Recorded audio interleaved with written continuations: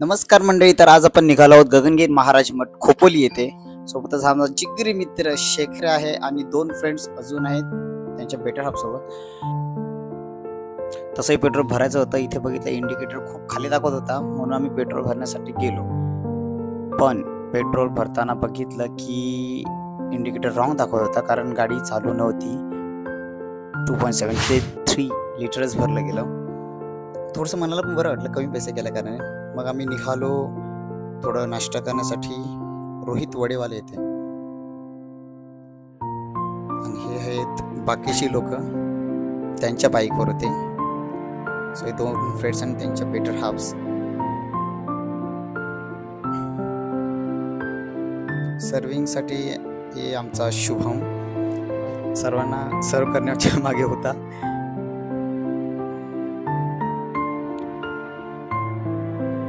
So त्यांनी सर्वांनी मिसळ पाव आणि मी वडापाव घेतला होता. स्पेशल वडापाव होता आणि मी किटकॅट शेक घेतला, कारण वडापावची टेस्ट एवढी खास नव्हती.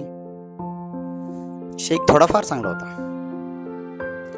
मग आम्ही निघालो चहा पिण्यासाठी, कारण तिथला जो वडापाव होता किंवा मिसळमध्ये टेस्ट छान नव्हती. सो आम्ही वऱ्हाडी मिसळ येथे गेलो गुळाचा चहा घेण्यासाठी. चहा खूपच छान होता, पण तिथे हे लिहिलेलं वाक्य त्याहूनही सुंदर होतं.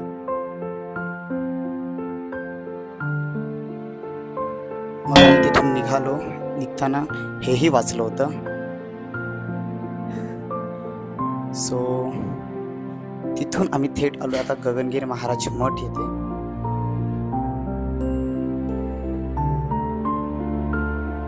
इथलं ॲटमॉस्फिअर खूपच छान आहे आणि गरमी सुद्धा एवढी गरमी वाटत नव्हती. खूप थंडगार असं वातावरण होतं. पण तरीही आम्हाला जायचं होतं वर गुफेमध्ये. आम्हाला ते जाता नाही आलं, कारण खूप ऊन होतं. सो आम्ही इथेच बाजूला जेवढी गार्डन होते त्याच्यामध्ये फिरलो.